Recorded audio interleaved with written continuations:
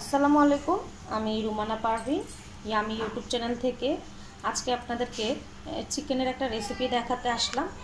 এবং এটা পুরো রেসিপিটা আমার পক্ষে হয়তো সম্ভব না দেখানো, কিন্তু এই মাংসটাকে আমি কিভাবে ম্যারিনেট করব সেটা আপনাদেরকে দেখাবো।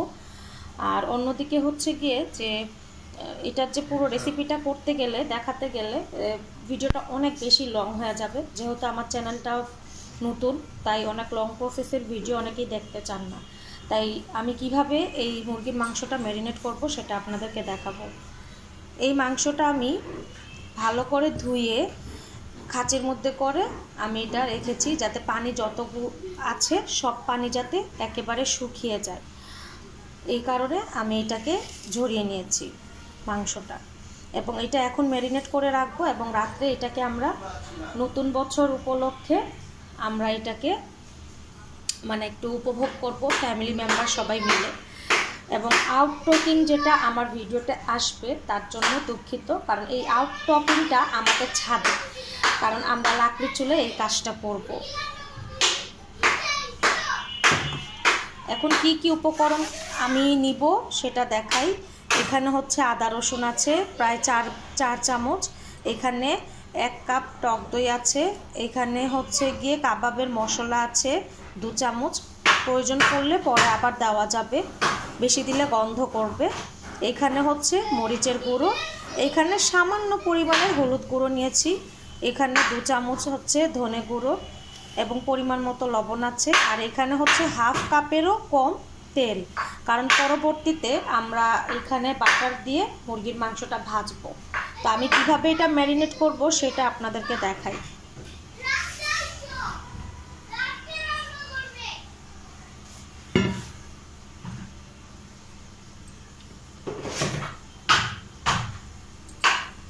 দেখুন মাংসগুলো কিন্তু একদম শুকনো, একদম শুকনো। এগুলো দেখতে পাচ্ছেন অনেক কাঠের বাড়ির আওয়াজ, আসলে সেখানে লাকড়ি কাটা হচ্ছে আমাদের রাতের আয়োজনের জন্য। লাকড়িটা সেটা চুলার মধ্যে দিয়ে কয়লা করে তারপর এই মুরগির মাংসগুলোকে ভাজা হবে। তো আমি দেখুন শুকনোভাবে এটা নিয়ে নিলাম। তো একে একে করে সব উপকরণগুলো আমি দিয়ে দিব। প্রথমেই দিয়ে দিচ্ছি বিসমিল্লাহির রহমানির রহিম টক দই,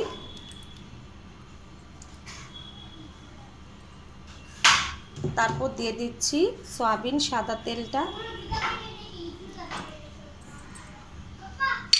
তারপর এই যে একে একে আছে সব উপকরণগুলো আমি দিয়ে দিব।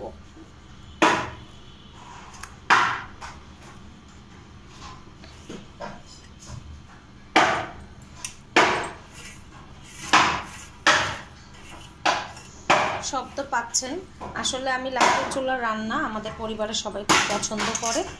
তো ওই কারণে আমরা বিশেষ কোনো আয়োজনে, আমার ছোট্ট একটা ছাদ আছে, সেই ছাদের মধ্যে আমি লাকড়ির রান্নাটা করি। এই দেখুন মশলাগুলো এইভাবে করে মেখে নিতে হবে ভালো করে। কাবাবের মশলাটা যদি দেখা যায় যে পরিমাণে কম লাগছে তখন আমি আরেকটু দিয়ে দিব। এবং আমার প্রত্যেকটা রেসিপির যে মশলাগুলো সেটা কিন্তু আমার নিজস্ব থাকে, কিন্তু আজকে যে মশলাটা আমি ব্যবহার করছি সেটা হচ্ছে রাঁধুনি কাবাবের মশলা। কারণ আমার এই প্ল্যানিংটা একদম হঠাৎ করে হয়েছে, বাচ্চারা হঠাৎ করে খেতে চেয়েছে। আর আমি কখনোই কাবাবের মশলাগুলো আগে থেকে রেডি করে রাখি না, আমি যেদিন যে রান্নার কথা থাকে সেটা আমি সেই দিনই রেডি করি। এটাকে খুব ভালো করে মিশাবো। আপনারা চাইলে একটু কালারও দিতে পারেন, এতে করে কালারটা ভালো আসবে আরও। তো আমার কাছে কালার আছে, তা আমি কালার দিব না। কালারটা না দিয়ে ন্যাচারাল যে কালারটা আসবে সেই কালারেই আমি মুরগিটা ভাজবো। এটা কিন্তু একদমই ন্যাচারাল কালার, এটার মধ্যে কোনো ধরনের কালার দেওয়া হয়নি। এই যে মশলাগুলো নিয়ে নিয়ে এই মুরগির মাংস যে আছে এটার ফাঁকে এইভাবে করে দিয়ে দিব। এই দেখুন এই মুরগির মাংসর যে এই যে কেটে রেখেছি এটার ফাঁকে ফাঁকে আমি এগুলো দিয়ে দিব। এতে করে যে মাংসের যে ভিতরে মশলাগুলো খুব সুন্দরভাবে চলে যাবে। আর এইটাকে কিন্তু অনেকক্ষণ ধরে ম্যাসেজ করতে হবে। আমরা যেমন মুখের ময়লা দূর করার জন্য ম্যাসেজটা করি মুখের মধ্যে, ঠিক সেইভাবে করে এটাকে ম্যাসেজ করব। দেখুন এটাকে খুব ভালো করে মশলাগুলো নিব, আমি নিয়ে এই পাকের মধ্যে এইভাবে করে ম্যাসেজ করব। আর আমাদের এই মুরগির মাংসটা আজকে লাকড়ির চুলায় কয়লার মধ্যে পোড়ানো হবে। এবং আপনারা অনেকেই ভাবছেন যে পুরো রেসিপিটা কিভাবে কি, আসলে মেন কথাটা আমি প্রথমেই বলেছি যে আমার চ্যানেলটা নতুন, তো যার ফলে অনেকেই লং প্রসেসের ভিডিওটা দেখেন না। তো ভিডিও এই কারণেই আমি সবসময় একটু ছোটোখাটো করেই দেওয়ার চেষ্টা করি। এটাকে অনেক বেশি করে আমরা মেখে নিব।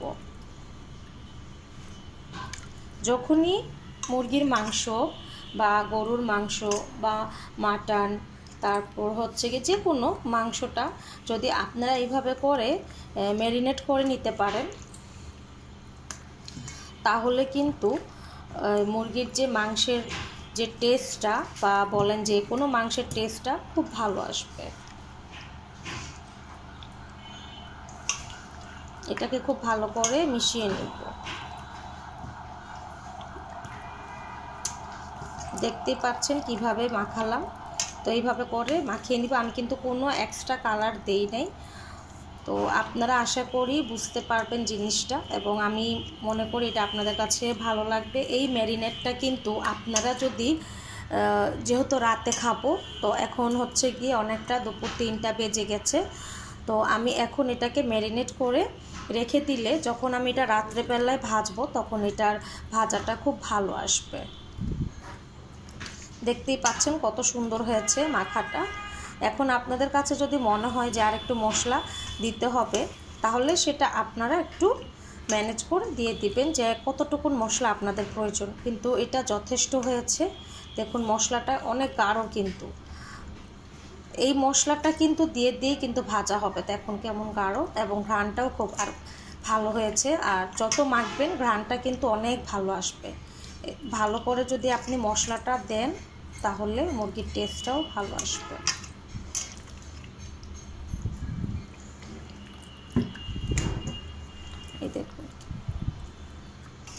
এই দেখুন এটা। তো আপনাদের কাছে যদি আমার ভিডিওগুলো ভালো লাগে তাহলে সাপোর্ট করবেন এবং আমার পাশে থাকবেন, কারণ আমরা যারা উদ্যোক্তা আছি হয়তো এডিটিং বা ভিডিওগুলো অনেক সুন্দরভাবে সাজাতে পারি না, কিন্তু আমাদের যা রিয়েল থাকে এবং আমাদের চেষ্টা থাকে যে আমাদের নিজেদের ভিডিও দিয়ে এগিয়ে যাওয়ার, নিজেদের রান্না নিয়ে এগিয়ে যাওয়ার। আমার পেজ আছে ইয়াম্মি ফেসবুক পেজ, আপনারা যারা পেজ দেখতে চান ঘুরে, তাদেরকে বলতে চাইবো ইয়াম্মি লিখে 6টা 1 দিলেই আমার পেজ চলে আসবে।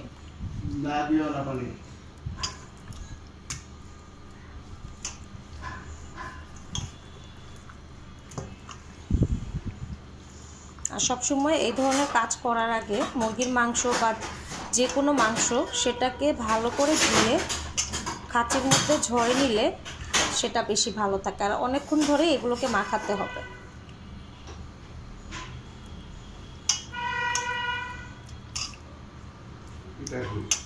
কি খুন্তি খুঁজতেছ? এই যেটা ভিতরে আছে আমি দিতেছি। আচ্ছা দাঁড়াও। এই দেখুন আমার এটা মাখানো হয়ে গেছে, খুব সুন্দর লাগছে। আপনারা বন্ধুরা দেখুন, এটা কিন্তু খুবই ভালো লাগছে। এখন এটার মাখানো শেষ এবং এটাকে আমি ঢেকে রেখে দিব এবং রাত্রে এটাকে ভাজবো। দেখুন খুবই সুন্দর হয়েছে। আমি যদি পারি অবশ্যই আপনাদেরকে এটার ফুল রেসিপিটা দেখাবার চেষ্টা করব। সেই পর্যন্ত আপনারা আমার পাশে থাকবেন। আল্লাহ হাফেজ।